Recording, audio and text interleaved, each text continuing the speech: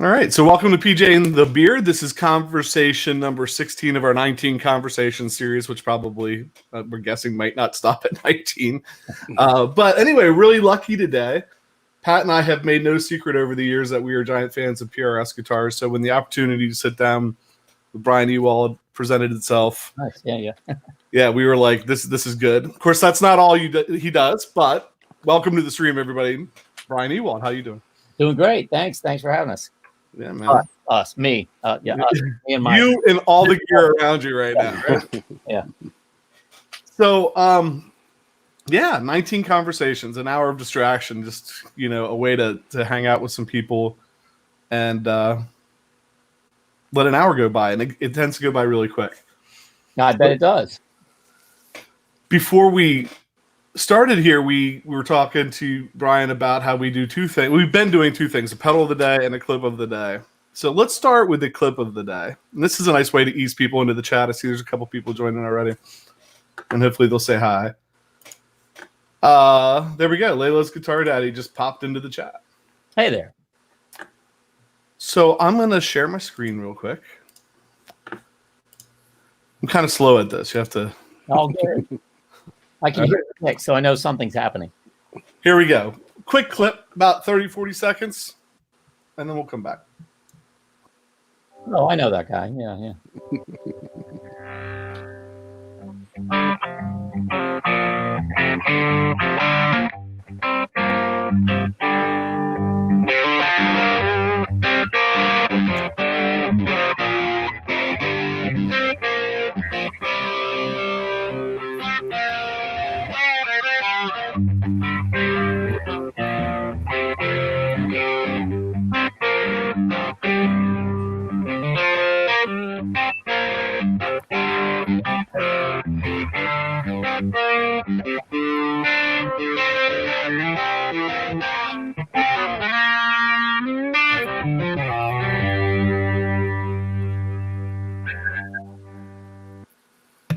I mean, it doesn't get much better than that. You got the guest in the show playing the pedal that was, David Barber's pedal, who was actually the guy that helped make this happen. So, filmed right here in this spot.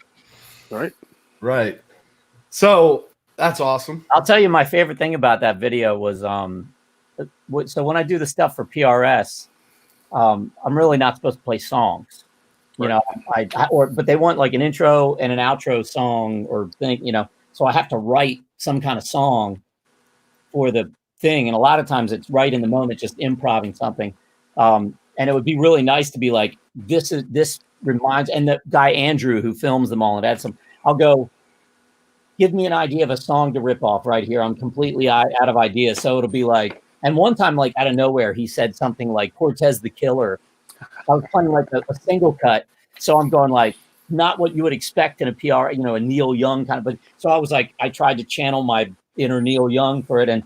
But so when I was doing that for Dave, and it was really just Dave and I go way back and we're friends, and he, I've been playing his pedals. I've had at least one of his drive pedals on my board forever. And he sent me a couple pedals to check out, and I was doing these demos for him. And I was like, is it cool with you if I actually play actual songs? Because it can get weird issues if somebody decides to block it. But he's like, no, please do. So I was like, let me go with classic Marshall kind of sounds. And I was going into a deluxe reverb, the least Marshall sounding thing. And I grabbed a Strat and I played like some Strat and, like a Hendrix thing. But I did like an SG vibe with an AC/DC clip. And I have a 71 SG standard here that I was like, I'll use that. And that guitar in that video is that PRS Mira.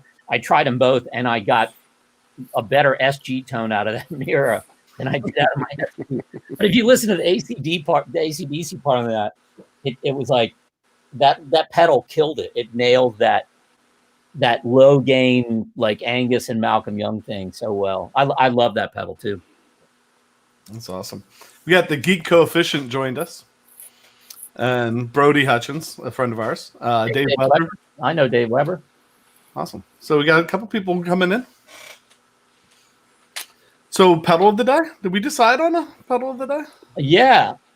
Well, I was going to do, I love the Keeley Echoes. That's a brand new one, or, relatively new. I love that thing, but I'm actually going to pull out something a little quirky that I'm gonna have to slide around this real quick. Well, and while you're doing that, if you want to see the Echoes, it's on his Facebook page or his YouTube page. You can go see demos of that, right? So. I did a couple clips of it real quick, just like impromptu little loops with it. It is. I was obsessed with that green Line 6 DL4 when it came out, as everybody was. That was a game changer for me. And I used it a lot, not just as a delay, but as a looper, where I would do all this kind of reverse stuff. And when Robert was telling me about this Echoes, and I was asking him like, well, does it do this? And he said yes to everything. I was like, well, you're not going to be able to do that in a pedal that size. And he fit the functionality of that DL4 in a footprint this big, and it's still intuitive, and it sounds better, and it actually does more things. It's to me, as far as delays go, it's probably my favorite delay out of the past, I don't know how many years, but this thing is kind of cool. I have to get it now. Oh yeah. It sounds incredible. Now, he first told me there's the delay has the modulation on the delay is like flanged if you want to turn up modulation. And I'm picturing like jet flanger, I'm like, that's kind of cool. But it's really more of picture like tape flanging, like old school, like that subtle swirling of real tape flanging, which is it adds movement, but it's not detuning it like a chorus. So it's some of the coolest modulation. And I crank it up. If you watch any of the videos that I did up there, it's made really obvious. I'm overusing it. But this pedal, I don't know if you've ever seen this. I don't know how many he made. This is Snouse Electric Company, who does the black box. Okay. Josh Argon, I think. And he was in a band, a pretty successful pop band, as a guitar player. And from what I kind of remember the story, he was building pedals for friends. He decided to pursue that.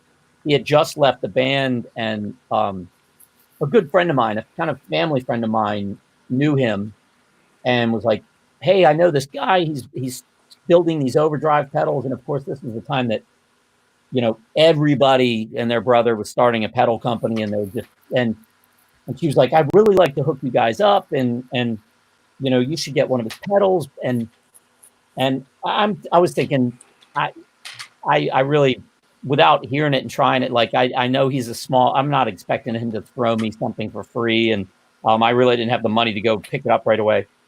And I was playing a show in New York, and he was living in Brooklyn at the time, and she bought one from him to give to me because she really wanted to promote him and for me. And so he brought it to my gig, and I'm thinking man, I hope I like this thing, because I'd feel really bad, and I plugged it in that night, but I'm not playing through my rig. I'm playing through backline, and it sounded really good.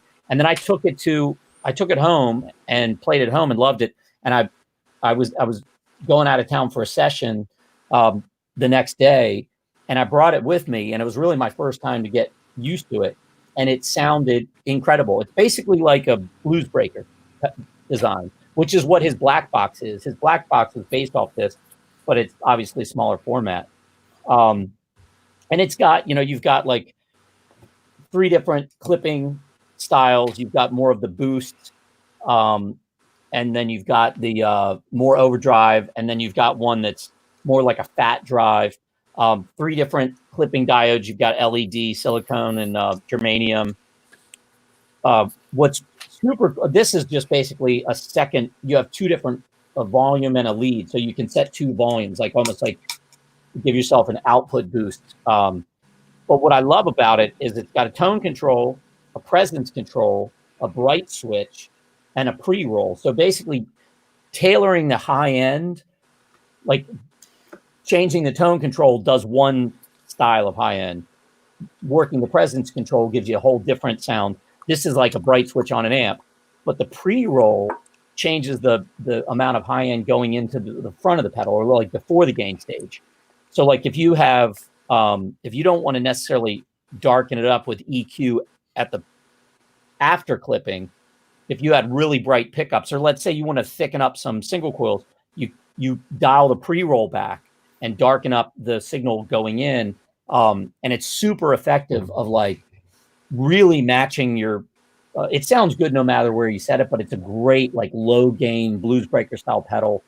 And then they kind of disappeared. He stopped making them. And I thought he was like kind of done with it.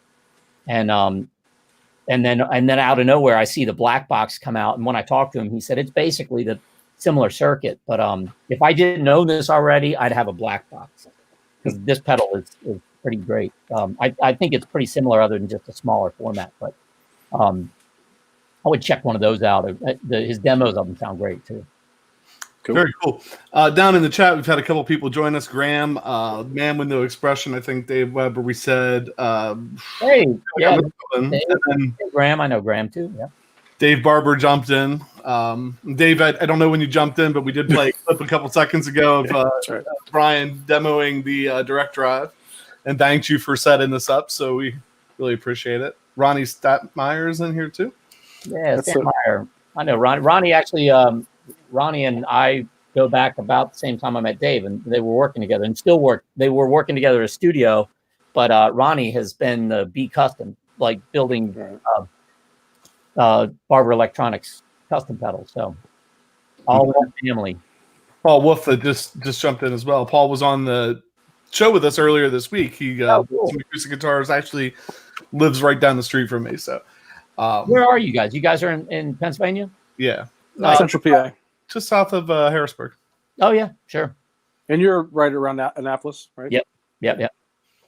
Which maybe that's a segue into your relationship with PRS. So, we talked about, we're not going to solely talk about that, because that's all good. A very small part of who Bryan Ewald is, but definitely the part where I think maybe people come across you and then dig a little deeper and find out about Starbelly and other things you're doing in sessions. But it's been a big part lately, past couple of years for sure. It started. I actually worked at the factory right out of high school back in '92. Now you know generally how old I am. Not as old as me. Yeah, I graduated. Yeah, I graduated in '90. But then and so it was really like outside of working at restaurants, and I had been teaching guitar, but I got a job, working at a sanding bench, and then went to buffing. I didn't even work there a full year. I just shy of a year, and I joined a band. And kind of decided I'd much rather play music than build guitars. And even though I learned a lot of really cool stuff, but that's where I met Paul originally and met a lot of the people there.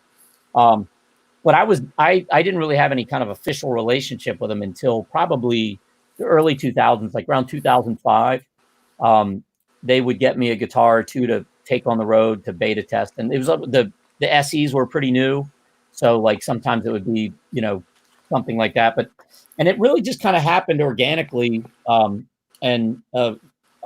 give all the credit really to my friend Jim Cullen, who's their national sales director now, but he was the one who, I never went to them to look for any sort of endorsement or anything like that. I was like, I'm a small fish. They don't, but he really went to bat for me and kind of set it up on my behalf without me even really knowing it. We ended up, I kind of became a endorsing artist through that, and then it was one time they were like, "Hey, do you want to do a video?" And they came here to film a video of me doing like a loop. It was the P22 when they first had like a solid body electric with a piezo, and so they wanted me to build a loop where I'm making one guitar sound like an acoustic and electric, and build a song.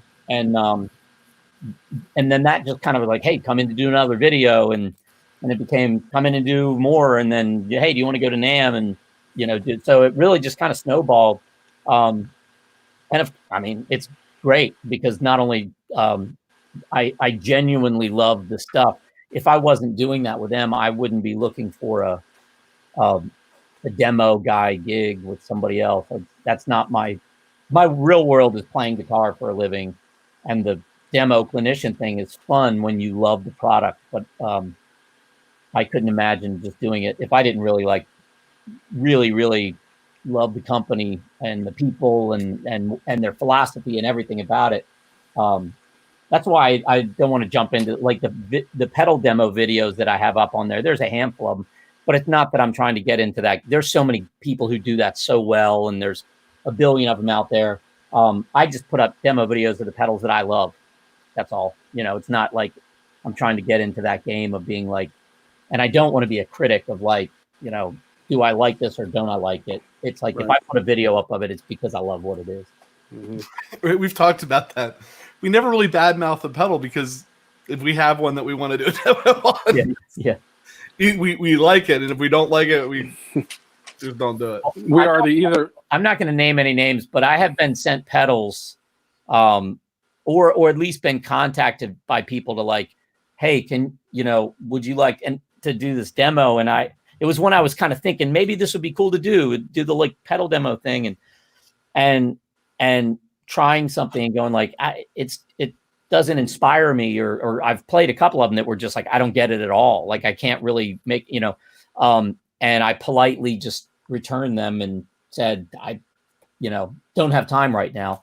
And then I have a bunch of pedals that I do love that I would love to make demos of, some more Dave stuff. I have a new version of the direct drive that is awesome that I haven't really even had a chance to really delve too deep into, that I want to make demos for that, and his fuzz pedal. I've got a couple things from Emerson. I love the M drive, the original M drive, and I've got one of the new M drives, and I haven't even really had a chance to dig too deep into it. But now that I'm stuck at home, I'll probably try to do a couple more pedal demos. Right. There you go. Well, Pat was talking about that last night when we were talking about this interview coming up. Just when you do the demos, like and I mean, what a terrible job. To have Paul Reed Smith handing you new guitars here, do a demo of this. But how do you, and you kind of mentioned it a little bit earlier too, how do you get inspired? What do you, to come up with what to play, I guess? Like, how does that?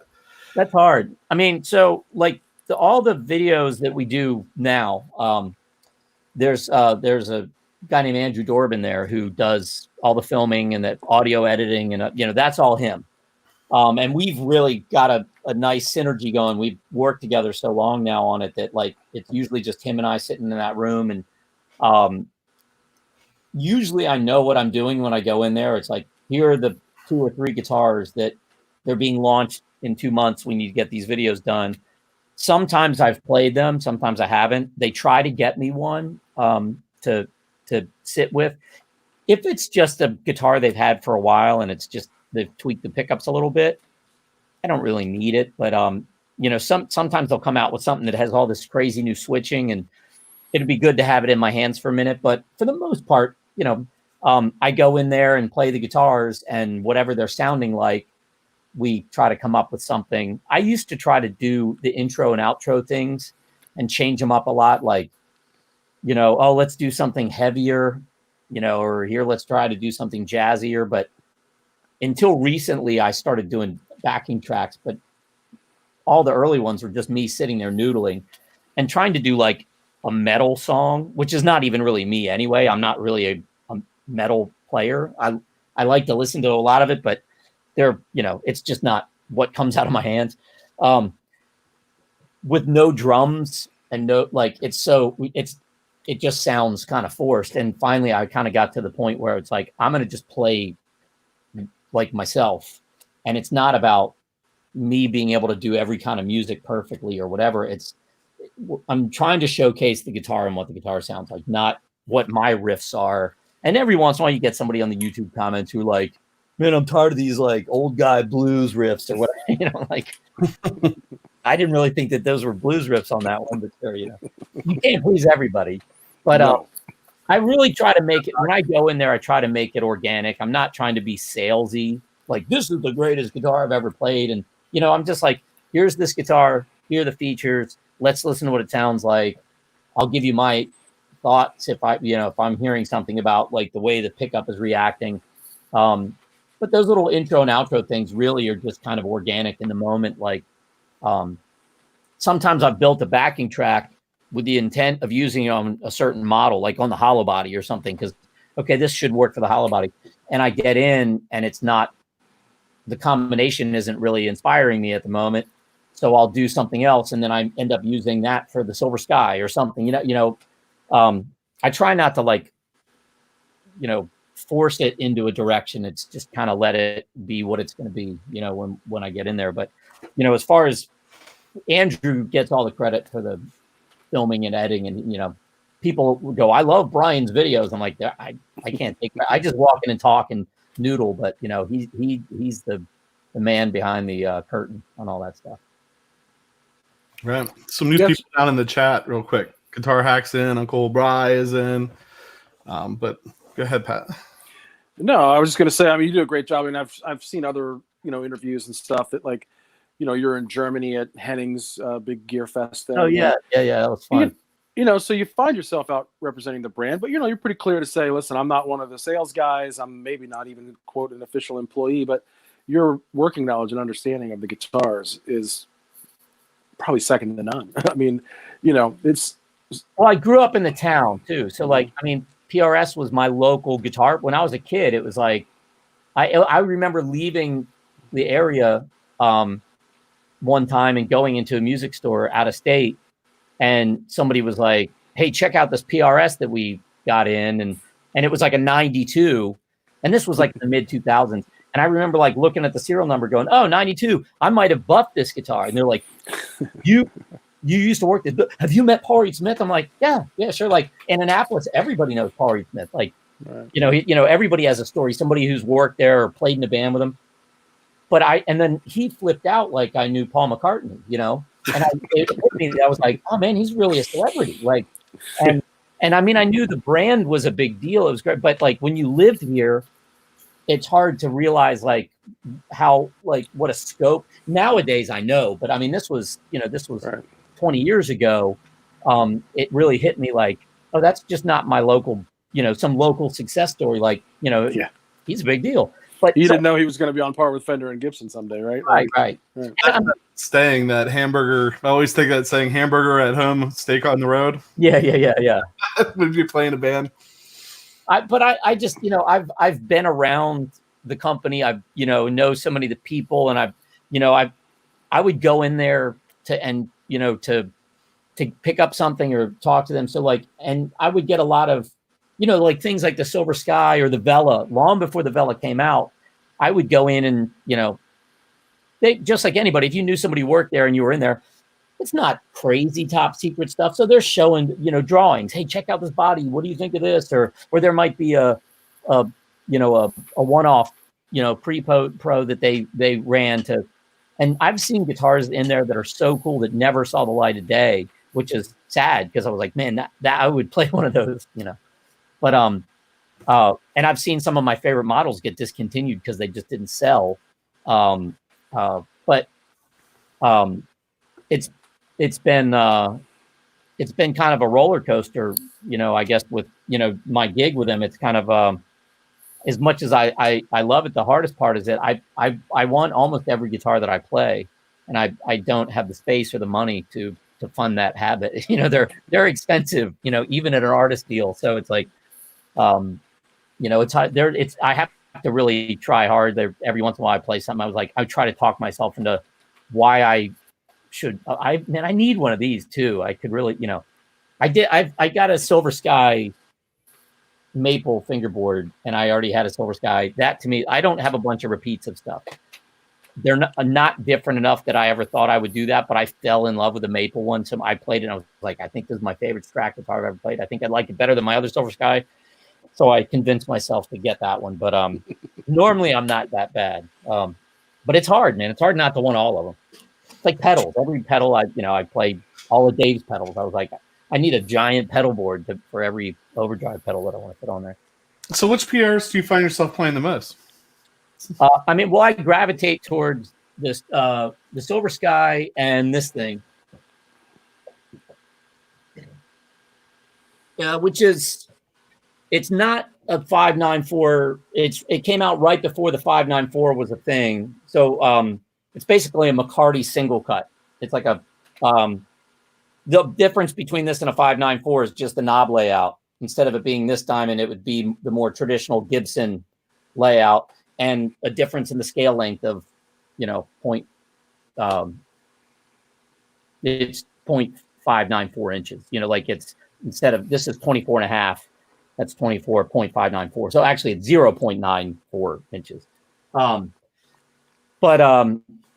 which the funny thing about this one is I never really was a Les Paul guy. I loved them when other people would play them, but I grew up a Strat and Telly player. Like single coils were my world. It wasn't that long ago that I didn't own a guitar that had humbuckers in it. I had all kinds of, I had, other than like Filtertrons or something. Like I like the quirkier things in the single coil world. And that was the guitar that made me fall in love with humbuckers. I never really played a lot of like great sounding vintage style low output humbuckers. I grew up with humbuckers in the 80s, high output. And I was like, man, if this is what humbuckers sound like, I would have played them a long time ago. But that's a go-to one for me. Should we touch Brody's question there? I think we should, because the internet lost their mind at one point. Yeah, sure. So we asked, why are there so many Silver Sky haters? PRS has done an exceptional job of keeping the high road. Yeah, they're classy. So, I mean, my take on it is, first of all, Paul and the company it's a little bit polarizing. There's people like you and I that love them, but just like any other company, it's almost like a sports team. There's some people who, whether they identify with, PRS being too expensive or too fancy looking, maybe they're vintage snobs and it's, they look like furniture, or they equate them with the bands of the 90s or the early 2000s that maybe they, didn't care for them. Paul doesn't, if you're not a fan of Slash, there's a ton of other guitar players that are, you can identify with as a Les Paul, so if you're like, well, I don't want that tone. I liked, any number of players that came before. So Paul hasn't been around that long. So like you only have a smaller range of players that are recognizable as Paul Reed Smith players. Right. And, he really is new to the game. I tell people if I'm doing a clinic and we talk about like the lexicon and history of rock guitar, like David Lee Roth was already out of Van Halen by the time his company started.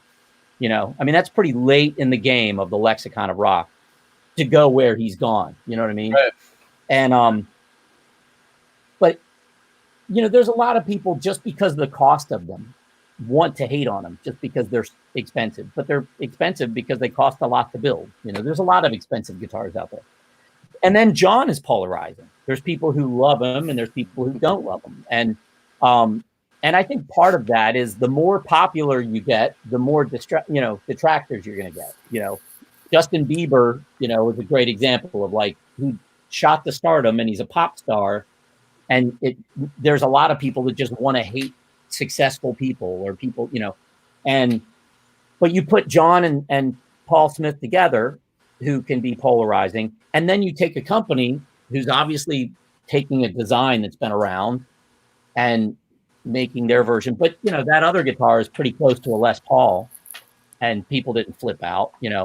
Collings makes a pretty killer 335 style guitar. The world didn't blow up, So, well, everybody's made a Strat style guitar before. Yeah, I think part of it is just the fact that it's like, okay, they launched it and it snowballed into people started talking about it.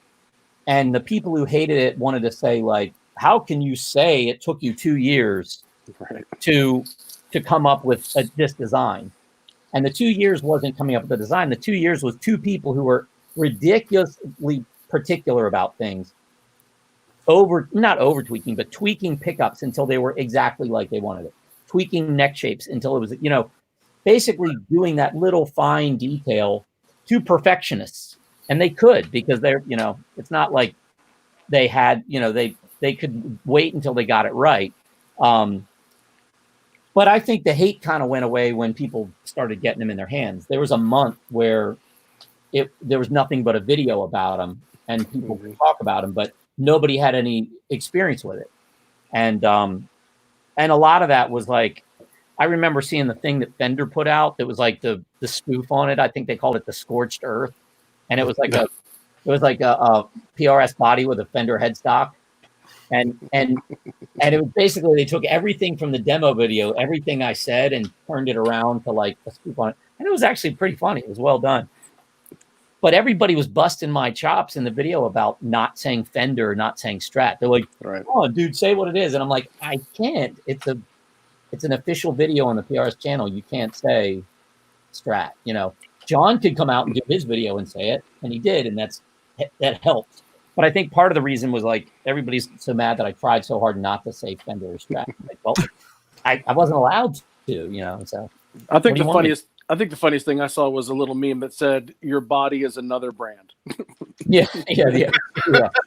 No, I think what messed people up is sorry, when Jason and I talk all the time about custom guitars or whatever, the headstock is really important, right? There's a familiarity and the things that draw you to that. So when you take this and flip it around and elongate it a little bit, people's minds just melted. Like, what just happened, you know? And if you go watch some of the videos about it, it was all about the symmetry of the curve of the body and how the headstock went and the balance of it and the horn. And, you know, there's a lot to it, right? So the haters, if they just go do, just like most times, if you just go do a little bit of research, you'll find out all the nuances of that guitar, all of the things that were a wink and a nod to the original, the improved things that were done about that.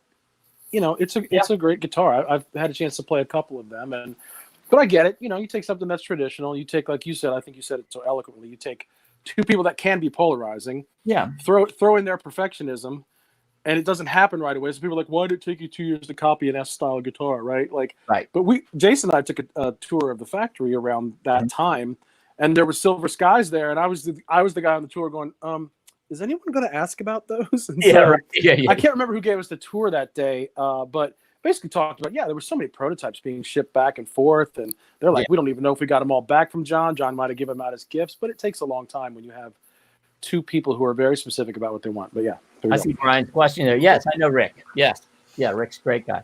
Yeah, we have a couple other ones here too. Let's get the do you have an opinion on the high-low? Actually, we have a bunch of questions. Have an opinion on the high-low Trons? Oh, the high-low Trons? I have very little experience with them. Yeah.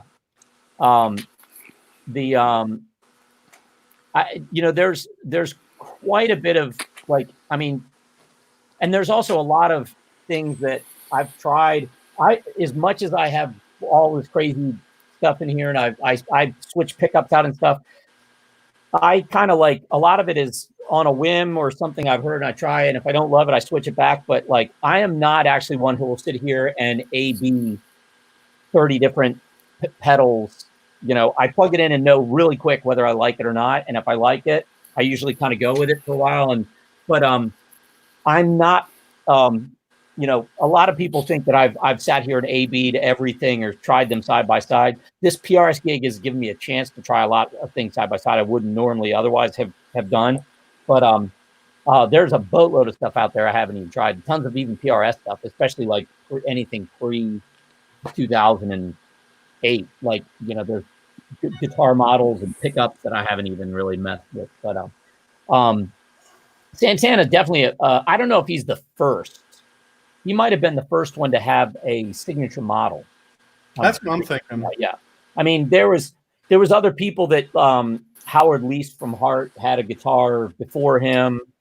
I know Peter Frampton, I think, was somewhere in the very early stage. I don't, but probably Carlos was the first recognizable one that was like always seen with one, but also probably the first to have a Santana model. And then Grissom probably would be the second to have a model. And that was all like with him and Paul working on what became the McCarty, the first McCarty. Dave was a big help in that. And then Dave's guitar obviously is the 2-volume and trem version of basically a McCarty with his own neck shape and pickups and stuff.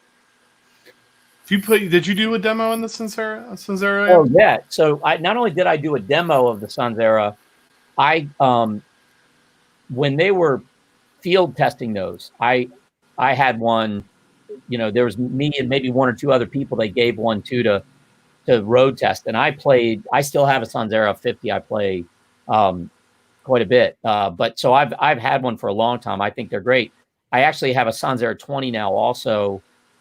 My original impression was that I liked the 50 best because the 50 has 2 volumes on the lead channel, and so you can push the input gain and it changes the EQ quite a bit. So there's a lot of variety in there.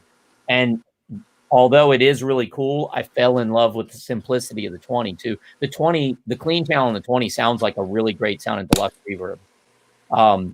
So yeah, I think the 50 watt is great. I think the 20 watt is great. They are underrated. I will say I gravitate towards them as clean amps as pedal platforms, but that's also just me. Like that's my world. You know, I've always basically played some sort of clean amp and used Barber, you know, direct drive or the gain changer a lot.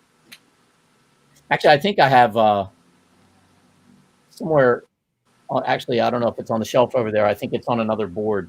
I have one of the very first pedals Dave ever built. Like it wasn't number one, but it was within the first couple of his tone pump before anything else. And then he built me a dual unit, and but that I've been using a Barber drive pedal probably since 96, 97, something like that.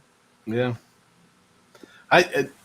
The direct drive, I freely admit, direct drive is like my favorite one of all time. I went down to his store and picked it up from him years, like when the direct drive first came out. So I had like the first version that I bought right from the shop, and it's been, you know, I'm not doing session work or anything like that, you know, just a weekend warrior, but it sounds good to me. In almost every amp I've ever plugged it into, every guitar I've used with it, it sounds great. It sounds great for higher gain stuff. It sounds great for the lower gain stuff. The mid range. To me, the guitar is all about mid range. Like I don't want the low end to be weird, and I want the high end to be sweet and not too much. But like the mid range is where the guitar lives. That's where you cut, you know. And if the mid range isn't right to me, whether it's for recording or for live, that's when I feel like I'm fighting it, or I'm trying to I'm fiddling with knobs all night. I know that a pedal is great or the mid range is right when I can plug it in and play and go, love it. And we start, and I'm not sitting there all night going like, these notes aren't loud enough, or I'm not cutting, you know. And I've taken certain pedals of it, like the direct drive, on and off every once in a while when I try something else, and it's like, oh, this is cool. And then like a month later, I'm like, I throw the direct drive back on because it sounds great no matter what. And it amps too, like any amp. Like I thought, like it's like that home base. Like you always can get I can always get where I want. 1997 there in the chat. Yeah. Okay, so what out of curiosity, I know you're a direct drive fan. What's your go-to amp that you use? All right, so for me, it's always been something Fender. When I was gigging like kind of in the blues rock band, it was a Fender 410. It was a Fender Super amp. Oh yeah, I remember that. Not a Fender Super, but the Super amp, right? It had but it just used the clean channel on that. Yep. That was when Dave was first. I had a PD Classic 50 back in the early mid 90s, and I was gigging with that in bar bands, and it was a 410, and Dave modded it for me. He had some mod that like tightened up the bass, and that was around the time that early 90s, you know, and Dave and I first met, and I met him, and he was using him as my amp guy and repairs and guitar repairs. And then he had a studio too, and he was recording one of my bands all the time. And I would do some other recording work at his house, sometimes a session or something, but I was up there a lot. And one day I had bought a Super Reverb, which I still have and love. And I probably logged more hours on this Super Reverb than any other amp. That was my go-to amp for a decade or more of like gigging every night with it. And he did a lot of tweaks to that. We did a lot of work with that. But I was using a tube screamer, and I had a Ibanez sonic distortion that I just picked up, was like my higher gain.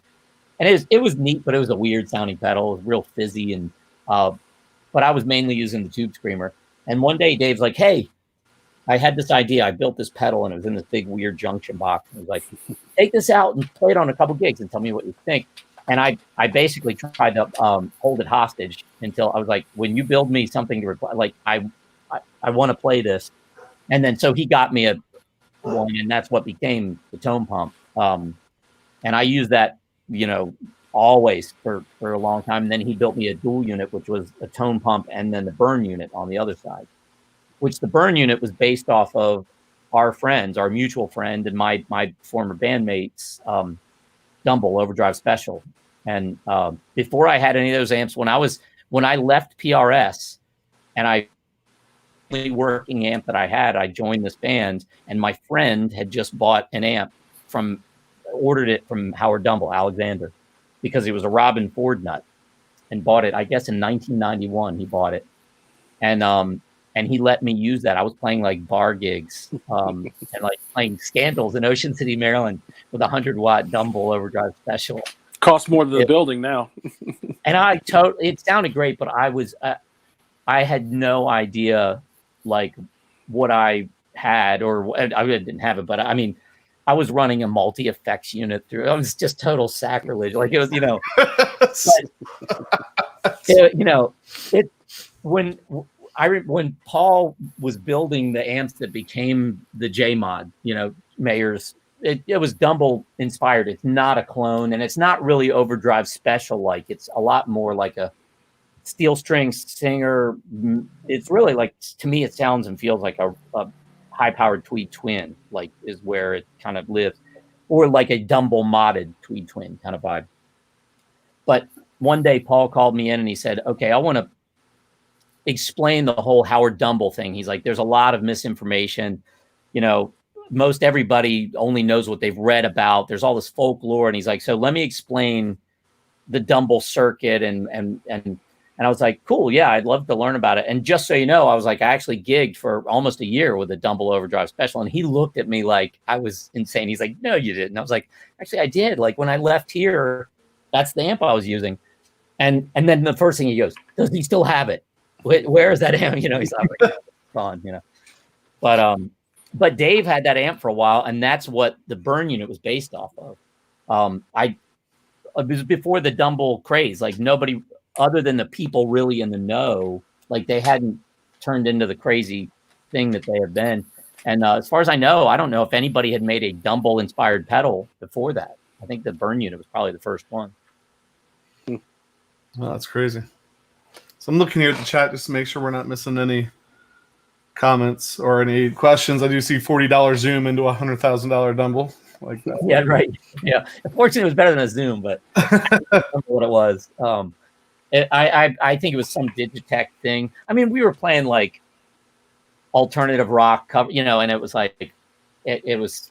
I think so. I don't know if there's even a video of a live show from that with that amp. I was so nervous about it because like we would be, we had a U-Haul trailer on the back of the singer's Jeep, and we'd be staying at like some dive hotel in Ocean City. And I'm thinking, if somebody takes that trailer in the middle of the night, which happens all the time with bands on the road, I was like, I can't, like, this is not my amp. And the only reason it's out of his house is so I can play it. Like I would feel totally responsible. And knowing what we know now, like, I mean, insurance or getting another one would have been, a nightmare. But fortunately, it never got stolen, and he sold it years later. And he didn't wait quite long enough. He had no idea it was gonna, right. Yeah, he kicked himself quite hard when he, Right, I would imagine. Yeah. It was interesting to hear you mention the PV Classic 50 that you meant, because that's the other patent I both own. I think we own two Classic 30 heads, two Classic 30 combos between us. It's just a great workhorse of an amp. Yeah. So we've been talking pre-show. we were talking a little bit about, because you have your mic set up, but you also have your guitar set up. Yeah. Oh, yeah. And I know there's some people in here that have YouTube channels and use StreamYard, and you're able to get a pretty nice guitar sound right here in the StreamYard.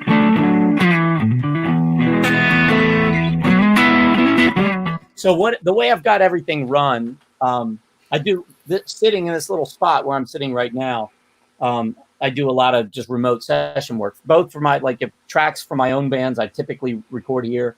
And I've gotten to the point where I don't really leave the house for sessions very often at all anymore. As much as I love to play with a band, like live and vibe off the drummer and the bass player, that's just not the world that most of us live in, these days. And there's not budget for that kind of stuff. So I'm adding guitars as icing, usually after rhythm tracks are laid down. And I don't have to, like, haul things around. I have everything, any sound I want, I can grab. So I much prefer to do it here. For the longest time, I have my amps over here. Actually, here, I can grab the phone, and I'll kind of give you a brief tour. All right. Yep, you're still getting me, right? Yep. Okay. So, like, I have amps set up over here,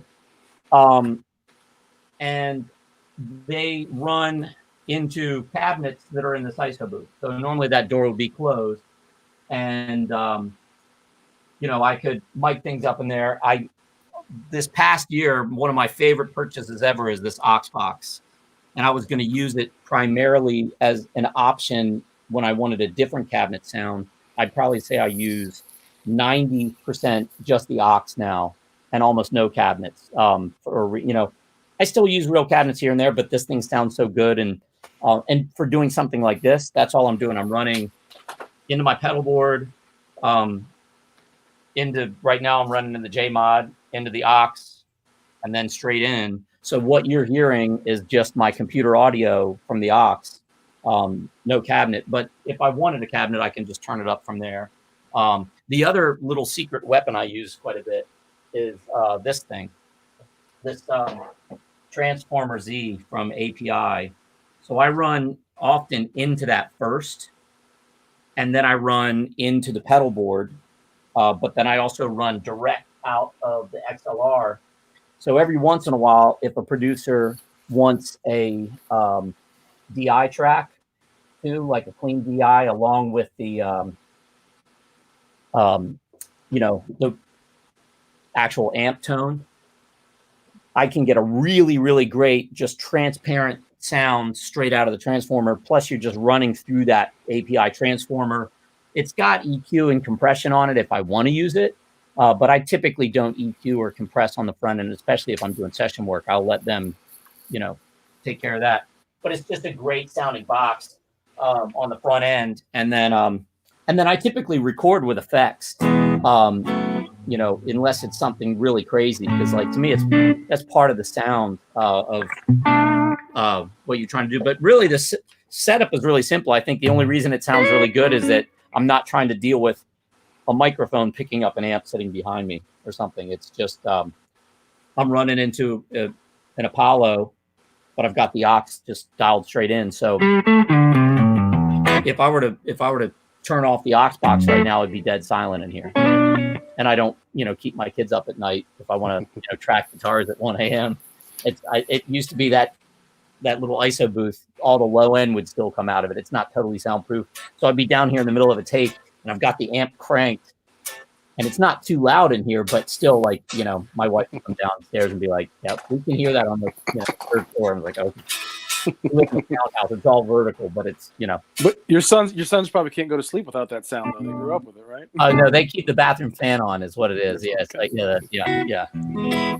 No, but I make the least noise. They're both drummers. Right. We've got this drum kit here, and then we've got another little tiny drum kit out there. And they both play with, like, earbuds in because they're listening to something while they play. And there's times where they're both playing drums at the same time, and I'm upstairs, and it's just kind of, I'm fine with it. I tune it out. When people tell me they don't want to buy their kid a drum set because they're worried about the noise, I'm like, you'll be fine. It's, I feel like I'm working in a music store, you know, and it's like, you know, two drummers, it's like two guitar players playing two different songs at the same time. You know, you just learn to tune it out after a while. Yeah, my brother played drums in our house, and so I played guitar. And when it was time for dinner, they had to flash lights so that we could actually understand that they were calling us for dinner. So Yeah. we'd shake the chandelier in the dining room. So yeah, that was pre-texting, right? Yeah. Nowadays it's texting. Yeah. Not to step away from the technical stuff real quick, but you mentioned your sons, who I stumbled across following your social media. Mm-hmm. Unbelievably talented. First thing I saw was your one son singing with you. Yeah. And that gave me down the rabbit trail of seeing him play drums and then understand that his younger brother plays drums. And which one of it was like doing like a audition? And if I got the story straight, you're like, hey, why don't you play it safe? And he ended up playing like the Purdy Shuffle. Like he just broke right into Rosanna, right? Like that's okay. So that's my older son, Aiden. He was also the one who was singing the ELO song with me that we did for that live video, something in the past week or two. So he started off primarily as a drummer. They both would get up and sing with me when I do like acoustic gigs. But he kind of stopped singing for a long time. And only a couple of years ago, out of nowhere, just kind of started singing again, and his voice completely changed. And the first time I heard him, I was like, where did that come from? Like he really just has just a beautiful, beautiful voice. And but he's been playing drums, I guess, since he was about 9 something, you know, so almost 10 years. But he fills in some of my bands regularly. We've done trio gigs together. I use him on sessions if I'm producing something here. And that wasn't me suggesting it. I feel like I don't want to tell somebody like, oh, I'm gonna have my son play on your record. You know? But people who are like, hey, you know, if your son wants to lay down the tracks, I'm like, yeah, it's fine with me if you're cool with it. But and my younger son Julian is also a killer drummer. He plays a lot of keys. He writes music all the time. He sits on Garage Band and different things and, you know, makes songs. So yeah, I'll be, you know, I'm sure one day, you know, that's how I'll introduce myself, is like, I'm so-and-so's dad. You know, that's how, you know, I would expect somebody to know me. But you have a clip right? Built-in drummer in the house all the time. Right. Didn't you say you had a clip you might want to share? Oh yeah. Let me see if I can pull that up. Yeah, we did so PRS is having me do these backing tracks that I kind of like what I was doing for the demo videos, but I'm doing them for like for the employees to do like a play at home challenge. And I think they might start releasing these to the public too, to kind of let people lay down a track and, you know, give it a go and submit something. I thought I downloaded that. Maybe I didn't. I realized how much junk I have in my. I'll just I can grab it from the email. Yeah. So we did this was one take on the drums. I was just like, hey, let's do a. Oh, it looks like they might have just uploaded it. No, they didn't. That's something else. They just uploaded a new Dragon video. Have you seen? Oh. Did you see the one where they had me come in and play all 9 dragons in one? I saw your Instagram. The most over the top thing I've ever. That was pretty nuts. Double neck one and everything was there. I was very careful not. I was like, I don't want to wear a scratchy shirt. Yeah, right. There's a little guitar shop in New Orleans. It's not far. We were in New Orleans last year and we looked up guitar shops, obviously. Anyway, little place, you know, you walk, like I went to go in, I open up the door, the dog runs out and takes off down the street and they had to go chase him. And, you know, this little tiny, I'm trying to think of what it's called. But the guy had 2 PRS dragons sitting in there. He had about a bunch of other PRSs in there too, but 2 dragons. He's like, check these out. I'm like, he had crazy vintage guitars in there. Yeah. I found the video here. Let me, if you share your screen, I can pop that up. Yeah. I'm going to make sure just making sure it played okay. It's coming in from Dropbox, so I don't know if it's streaming. I just want to make sure the quality looks a little garbly, but oh, here I can change that. All right, share screen. Here we go. Let's see if this works.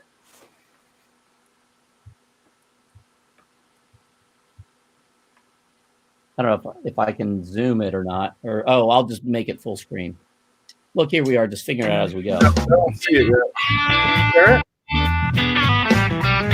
Are you seeing it? No, did you hit the share screen? Thought I did. Let me see. Oh, I have a choice. Oh, there. Yeah, you have to grab the. There we go. You seeing it? Yep. All right. Yep. Try it again. There we go.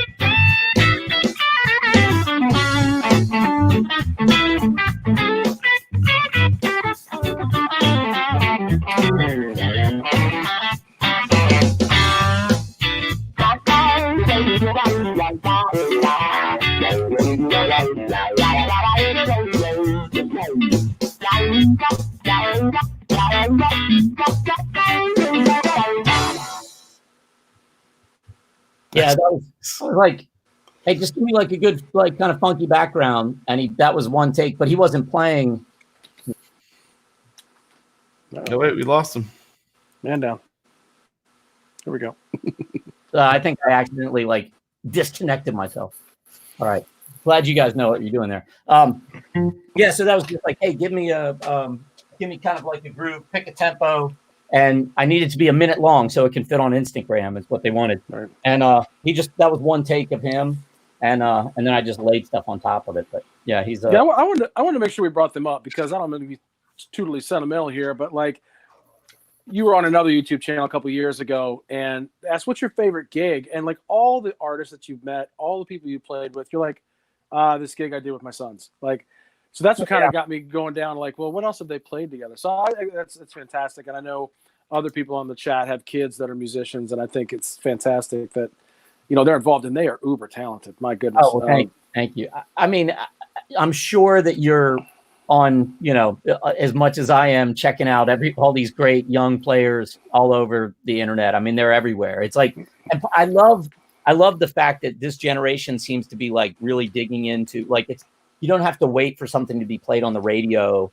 or you don't need to have like a parent or a aunt or uncle with a killer record collection to like turn you on. Like, you can find whatever music from whatever genre, whatever generation instantly at all times. Like you don't have to save up your paper route money to go buy records. Like, you know, I wish more people would pay for music, but you know, that's another, you know, rabbit hole. But the idea though, it's like, you know, you can meet these kids and, you know, they're hip to stuff that you can't imagine that you're going to like, I'm going to turn you on to some players that are going to blow your mind. And they're like, oh yeah.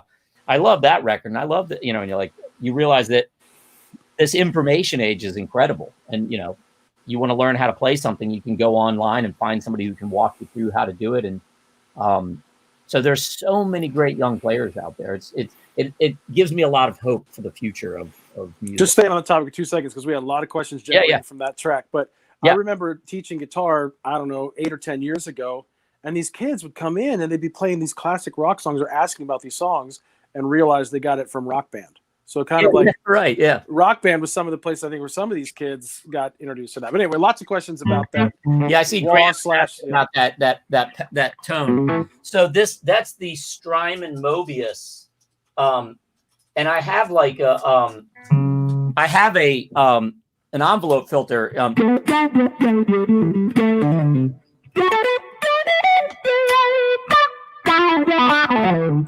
And I actually have 2 patches set in there because I realized with an envelope filter, it's all about how much voltage it's seeing. So like different pickups are going to, you know, like a humbucker pickup is going to make it sound one way. And instead of like trying to go in and constantly change that, I basically have one setup if I'm playing humbuckers and one, you know, for single coils. And I planned on using that for that track, but this patch sounded better to me. I think this is it. Yeah. It's just an auto wah. It's, you know, it's like a voltage sensitive, wah setting instead of like hooking it up to a thing. But it's and you can really like adjust it basically how you play. The harder you dig in, the more it opens up. I've had that Strymon Mobius for a while, for quite a while, and I love a lot about it. But there's a couple things about it that I was kind of like, man, I wish. Like, I don't love the Leslie sound. I mean, it's okay, but like it was. I love the sound of the Lex when I heard it, but this was different. And I never read the manual. And one day I finally opened up the manual and realized that the depth control, which I thought was going to just bring up the effects level versus the dry level or whatever, changes the mic distance on the Leslie. And I had the depth all the way up and realized you turn the depth all the way down and it was like, oh, it sounds brilliant. So like, I've refallen in love with that pedal. Like it does like pretty much all the modulation stuff I need like really well. It replaced that blue Line 6 pedal that me and everybody else used for 10 years. And then I heard this thing and it definitely stepped up the game quite a bit. Sounds great. Yeah, that got a lot of comments. Yeah. There is a Talkbox emulator in the Strymon, which is actually surprisingly good. Like it sounds a little bit like a Talkbox, not exactly, but if you're in a wedding band and you have to play like like you can actually kind of get there a little bit with it. I mean, I can't imagine. I personally wouldn't use Talkbox enough to actually buy one and hook one up. But every once in a while, it's kind of fun to step on it and just go. People turn around and go, "Where'd that come from?" Is Peter Frampton here? What happened? Speaking of which, I saw him for the first time at I went to Crossroads Festival this past year with this September with PRS, and I got to watch Frampton play with Clapton for the first time, and man, he killed. Like, I mean, everybody was great. Derek Trucks, amazing just to watch, But Frampton was on fire, like so good. I mean, I've always loved his songwriting and great guitar player, but man, he killed it. Totally killed it. Yeah. So right now we're at an hour and 2 minutes. Like I said before this started, man, this hour always flies by, and yeah. We kind of try to get an idea of what we're going to talk about, knowing that we'll never get to probably. So right now, I mean, we got about 23 people in the chat. Is there any other? I don't know. Another quick question for Bryan. But we'd like to be respectful of his time, and my wife. I'm not in any rush. I have a stay-at-home order, so it's not like I have to be anywhere, too quick. Yeah. Yeah, if you have to shelter in place, that doesn't look like a bad place to shelter. It is. It's all right. It's a good place to lock yourself into. Yeah. I've actually been setting up drum mic. I've got some tracks to record the PRS stuff, but also a record I'm producing for somebody that it's been on hold because I was on the road and my tour got cut short because of this. I came back and was going to try to find time to squeeze in finishing up this record, and now here's the time. I got plenty of time to do it now. So it's going to be chipped away. One thing we didn't get to real quick was, the band, you're probably longest ongoing band, maybe, I don't know, Starbelly that you play with. Great band, sounds like, not to be cliche, but Beatlesque influence. You're playing very George Harrison-like with the slide. It's some fantastic stuff. People should check that out. Maybe you can talk a little bit about that real quick. Yeah, so I was in I like all kinds of music, and as I'm sure most of us do, and trying to make one band like kind of be everything that I want to do is hard, because I like guitar music, I like non-guitar music, I like R&B and soul, I like Beatlesque British power pop, I like, I was in a R&B original band doing mostly kind of R&B funk stuff, which I loved. And then I met the guys in Starbelly. They put out one record before I joined them. I joined them I think they put out a record in 98. I joined them in 2000. And then we put out a record. We started working on a record right away, but it was a 3-piece. When I joined them, Cliff Hillis, the other guitar player and songwriter, left at that point, and it stayed a 3-piece with us. So the first record was a guy named Dennis and Greg and Cliff Hillis, and then it was Dennis and Greg and me for the second record. And we didn't really write or record for, like, it turned into it. We all make a living with music, and but writing our own stuff and recording on records was not paying our bills. Other avenues were. So it kind of got, that band never broke up, but we stopped recording. And then we talked for a long time about, hey, it would be really cool to do a record with the four of us, like Cliff and myself. And we talked about it for a really long time. And then finally we did like one song, and it kind of lit the fire. And Cliff lives actually closer up. He's up outside of Philly, but he's on the road all the time with different people too. So we really kind of crammed and finished that record at the end of, I think we put it out in 2018. Is that right? 2018. Yeah. Well, it's been out for about a year and a half. But I will say, out of all the records I've been involved in, my own bands or otherwise, it's the one I'm most proud of. Like, almost always, I feel like I've either come into a situation where I'm a hired gun, and it's not up to me to what tracks they keep or whatever, or how the record is done. So that's the first time I was like, I want to make sure that this is and it's hard for me to listen to a record that I've been on and not hear things that I wish I could do this different, or I would have changed that. I've sat with this record now, I don't know how many times I've listened to it, and it's been out for long enough, and I still listen to it and go, I'm super happy with everything about it. The songs, and we did it all ourselves. I recorded my stuff here. Cliff's got a studio. So Cliff ended up mixing it. We were going to have somebody else mix it. And his rough mixes came back and they sounded so good. We're like, just do it. Let's, keep it all in house. And and I'm a huge George Harrison fan. I love guitar players that serve the song. There's times to like be silly and be over the top. And there's times where I always go back to the song Something from George Harrison. To me, there could not be a better solo over that song. I don't want to hear what a more proficient guitar player would put to it. That is as much of a part of the song as the lyrics to me. And you don't want to hear Yngwie plays the Beatles? Not so much. Yeah. Okay. But I say that even as somebody who would go and play that song at a gig. There's plenty of songs that I cover at gigs that I improv something. But if I'm going to play that song, I'm going to play that solo. I'm not going to stretch it. I'm not going to and I love solos like that. And that's kind of how I approach this record.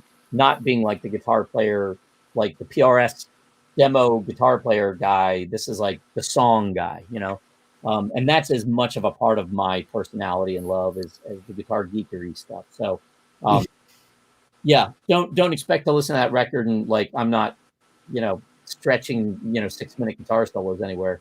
I have other outlets for that. That's my band, Jarflys. We, not our records, but live. It's guitar. Like more guitar than anybody ever could shake a stick at. And I mean that in long solos, much longer than they need to be. I run out of riffs long before the song ends. But that I love that Starbelly record, and it's all over online. Like, you can find it on Spotify anywhere. Feel free to check it out, and if you're so inclined to purchase it, So I would love that. Speaking of that, I think if you look at the description for this video, I think I was setting up a lot of stuff when I did it, but I think there's links to your website. There's links to your YouTube page. You can get to any of the stuff he's been talking about from those links. Awesome. Stop by his YouTube page, subscribe to that. My website is in need of updating. It's my gig calendar is updated on there, but right now that that's nothing. But no, so unfortunately it's updated with canceled. Right. Yeah, the actually I think I need to go on there and make sure. I mean, most people know that it's not happening right now, but I need to update that. But I'm on social media. Actually, I will plug one thing. I'm about to start a Patreon page. So I've been doing some live lessons on Facebook.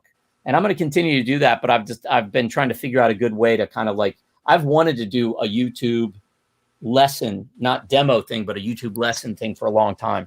And the problem was finding time to do it. and figuring out the right platform, and talking to guys like Tyler, and I've known Rick Beato for years and all, and they're all going like, you got to do it, and I want to, and now I have found the time, but I think for me, like the Patreon thing is going to be a way to do it. So I'll keep an eye out for that. It'll just be under my name. I'm going to have, the goal is to try to put up tons of content, not just the lesson stuff, but even studio stuff. Like if I'm down here tracking, putting up things about, getting tones. And so that should be up soon. I wish I had a link for you now, but yeah. One thing that we didn't get a chance to really get into or talk about is that, like, you do the PRS thing, you play in the live band situation, but you do a lot of studio tracking for. We did talk about it a little bit, but multiple, like you're tapped into all the different kind of areas of playing the guitar. Well, I think if you are trying to make a living at it, you kind of have to be ready to be flexible and figure out, like, there are things that I love the studio side of it, and I do quite a bit of it. It's probably, I don't even actually know what percentage of my income it is. But as far as the amount of time that I put into it, it's a small percentage. I do this a lot because I love it. I'd love to do more of it, but gigs are, you find what's lucrative. And I've done everything from wedding band gigs to bar gigs to, it's like you take what you can get. And fortunately, if you get to a certain point where you can pick and choose what you do, that's awesome. But, I think even, social media has shown you that even people that you assume are so successful, there's all kinds of guitar players that I love, and I've listened to them on records forever. And you realize they're still out struggling, or you're not struggling, but they're still out. You have to work, and unless you're a songwriter and you made like boatloads of money with some huge hit song, you have to be, if you want to be in this business, you have to wear a lot of hats. Fortunately, I enjoy them all. I love playing live. I love the studio side. I never would want to be a full-time producer, studio person that had to like I like doing all of it in little bits and pieces. Like I like playing bar gigs. I like playing covers. It's fun sometimes, I would never want to have one gig that I had to do enough to make a living at it, because I would get, no matter whatever you do every day, all day, you get tired of it. So I kind of like the juggle. It's just figuring out how to like fit it all in is the trick, Right. But come to my Patreon, I'll teach you all the secrets of how to juggle. Right there, good. You have to be a salesperson too. You can't just... Google Calendar. That saved my world. Like, being able to like manage what I'm doing was huge. But and I love the fact that you guys, with the kind of stuff you're doing to, to just have an outlet and a place for information, and to help promote other people like this, and also just a place for people to come check it out. And I look forward to going back and watching. I've watched the videos you did with Dave, and but I got some time now. I'll watch some of the other ones of your 19 that'll probably end up going longer, like you said. Right. Well, that's a good place to say. Tomorrow we have John Cusack. Oh, cool. Yeah. And then he's doing interesting stuff. He's posted a lot on social media right now. He's doing he's building these with his 3D printers, making like medical face. Oh wow! Headbands for face shields and stuff. And he's doing some. He sent us. We have a pedal of his that we're gonna do a tremolo series on. But then he's also doing this stuff, which we thought would be kind of cool to talk about. And then on Friday, Dave Sestito from DLS Effects. Oh, cool. Is going to be on the show. And then from there, I'm not really sure where we're going, but yeah. Well, we have a lot of people out there, doing what I do. There's a ton of pedal builders, and that's you have a huge market of people out there to talk to, I'm sure. Well, we have Dave Barber as our new booking agent, so we'll be fine. Yeah. Which a big thanks to Dave for making this happen today. This is Dave's a great guy. Yeah. We might have to do it again someday just so we can get into some more Dave stories, because I don't think we touched on those as deeply as we could have. Probably about as deep as Dave would have liked you to have. Hey, maybe one time we could do like a 4-way chat with Dave. Oh yeah, sure. Yeah, we'll put our mics on mute and we'll sit back. And There'll be a lot of this from our end. I'll pull out, all the barber pedals that I have, and we'll plug them all in, and he can talk about the history of them and all the subtle differences, and we can listen to them, and we'll do a barber pedal extravaganza. That sounds awesome. I actually have a guitar back there that he built for himself that I used to play at his house all the time, and then he decided he wasn't going to play electric guitar for a while. He was like, I was trying to get him to build me one, basically a telly, a Warmoth parts telly, but all kinds of cool little quirky things to the electronics and stuff.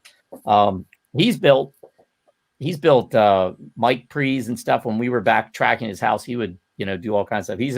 He's a bit of he goes a lot farther than just building the pedals. He actually made an amp for a short time, the Echelon. That I never had one, but there were only a couple out there. But he's got a lot going on. Yes, it does. Later said that would be a monster show. Please make it happen. Yeah. Yeah, we'll do it. We might have some time in the coming weeks. Right. Yeah. It's not like we all have to drive and meet in a central location necessarily. Right. So to the internet. We've seen a couple pop-ups as we've been going to people subscribing to our channel as this has been going, and we appreciate that. That's awesome. So thank you. If you're in the chat, you're kind of new here, and you subscribe, we really appreciate that. I think somebody said in the chat that we're pushing 1,000 people. So yeah. Nice. Yeah, we'd like to see that happen. But I don't know. I mean, we're about an hour and 15 minutes, so I think we probably could. Yeah, I hate to. And that's the numbers of people watching this. Yeah.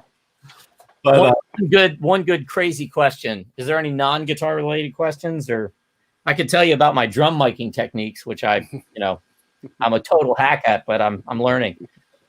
Whatever I read online, tricks about how to get good drum sounds in small rooms. That's the hard part. Big room is a lot easier than there's a lot of noises in this room too, a lot of rattles. It's hard not to get strings to vibrate when I'm got amps cranked up in here. Yeah, that was something that David Barber was talking to us about as he was sitting down in Jason's basement there. He goes, you play things loud enough, all these guitars start to sing and all these things reflect and reverberate. Yeah, you've got quite the choir hanging back there. So yeah. If you want to see like a super quirky guitar, check this thing out. Speaking about rattling,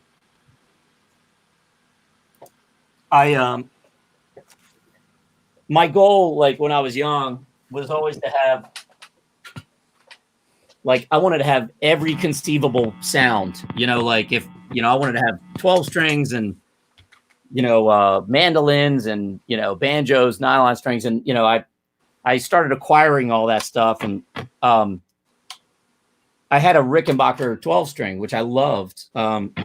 I got it at Atomic Music in Beltsville, Maryland, and I traded a car for it. I had a beat up old VW Rabbit convertible that I was like, it was rusted out. I was going to sell, and I just got another car, and one of the owners at Atomic was talking about how he loved those cars, and I was like, well, I'll trade you this for that Rickenbacker in there. So we made a trade, and when I ended up selling it, because I needed the money, and I bought this super cheap. I was like, at least it gets the sound. And so, it's got the 12 string side. And then I got a vintage Dan Electro 6 string. So I was like, well, I'll never use this side. So I had my buddy, Phil Jacoby, mod this to a, like an electric sitar, with this little bridge. So nice. What I haven't done yet is I'm actually going to put a 3-way switch in here so that I can have both necks on, and I can tune this to like sympathetic strings and do like the full. Can you sit Indian style and play at the same time? Yes, I think they call it crisscross applesauce now. Yeah, they do. Yeah, sure. But yeah, if I want to play like Hooked on a Feeling or anything like that, or a little Paul Young, like. Right. Yeah. That's great. But yeah, so if anybody needs guitar tracks on a record and you need a sound that you assume nobody's going to have that, I probably got it in here. I pretty much every one of these guitars has some sort of weird story to it. And they're not You know, they're it's not so much that they're, you know, all crazy collectible or anything. This one was a childhood guitar. This is the first guitar I've ever bought. My first guitar, but the first guitar I bought myself with paper route money in like 1984. I was a Van Halen nut, right? And that was when they first made the Focus series. And I traded it away in 1988 or 89. But it was a really, like, I mean, it was of any guitar that I ever wanted to like get back. Like I always regretted selling this one just for the sentimental value. And I used to look for one like it, like try to find the same color, the same year, just to have it. And but I didn't even know the serial number of it. I was like, I'm never gonna find but I was like, if I found it for sale locally, maybe it might be mine. I don't know. And I found this guitar from a YouTube video that Phil McKnight, the Know Your Tone. Mm-hmm. You know, Know Your Gear, yep. The picture, Know Your Gear. Yeah, the picture of the video was him holding this like this, saying like why I bought a $300 guitar instead of, he was going to try to turn this into like a Pete Thorne, like he was going to get Thornbuckers, but he was like, you know, it's kind of the color. He was like, I'm going to try to make like a poor man's, you know, Thorne, you know, model. And I sent him a note and said, man, that's the same color, you know, the same year, because they only made this headstock for a short while with the banana, or I mean like the beak headstock for the first year. And so I say, just out of curiosity, can you take an up close picture of the front? And there's this ding, right? Let's see if I can get it in the picture. But right here is a divot, like I don't know if I'll be able to. Yeah, you can kind of see it right there. Mm-hmm, yep. Right. That's where, when I was like 13 years old, I dropped my phone on it because I just gotten it and I didn't want to. I was talking on the phone playing. I was like, I don't want to mess this up. So I went to put it in the case and the phone slipped down and hit the guitar. But I didn't have the serial number. But when I saw that ding, I was like, that's my guitar. That's my actual guitar. And he sold it back to me for $300. So, that's amazing. Last year. So I didn't have it for like 30 years and I just got it back. But no, I got to relearn all the old Van Halen songs again now. That's a crazy story. So thank you to Phil McKnight for letting me have my guitar back. And yeah. There's actually, I think, a video about it when he realized it was mine. He made another video about like, well, I'm not gonna turn this into what I thought. You have to go look that one up. Yeah. Cool, man. Well, it was great talking to you guys, and we'll definitely do it again. Maybe the last one I built for the guy that owned that tumble. Oh yeah. I know he's talking about Joe Amy. Yeah. That Ronnie was around too when the Dumble was around. Nice. So remember Phil telling that story. Brian remembers Phil telling that story. Yeah, man, cool. This has been great. We appreciate you taking the time to hang out with us. Yeah, my pleasure. You know, part of the idea came from the fact that we figured there might be people that have time to hang out. Yeah, sure. Well, and I've got if you head to my it's a little confusing because I've got my personal Facebook page and then I have the Bryan Ewald music page. The very first lesson video I did on my personal page by accident. I streamed live from there, and then all the other ones. But if you go to like the live videos on either page, there's a whole bunch of free lessons on there. Go check them out. I'm going to be doing some more of them. Some talking about gear, but a lot of them are just really just how I think about the fretboard and like understand. A lot of it's much more about understanding like chord theory and keys the way I think of it, to simplify it, to make it so check those out. If anybody has any questions, I'm findable. Yeah. Dave, yeah. Just successfully killed an hour and 30 minutes of quarantine time. Yes, we did. Guitar Talk will do that. And we thank big shout out and thanks to Dave Barber for making this happen. So well, it's nice to meet you guys this way. We'll be crossing paths again soon, hopefully. Yes, sir. Yeah. All right. So with that, we have a tagline that maybe you're not familiar with, but I'm thinking about this tagline today, And it'll be a reminder to you that when you're dealing with Paul Reed Smith and trying to figure out, I can't have one of all of them. Do I need more? Yeah. This is PJ on behalf of the Beard, reminding you, no matter what you hear, you never have too much gear. Well, I think I can. I can buy that line. Yeah, That's right. That's right, man. I can Thanks a lot. space. Have a great one, everybody. More money. You know. More space. There you go. Yep. Yeah. All right. Thanks, Brian. Yep. See you. See ya. Bye.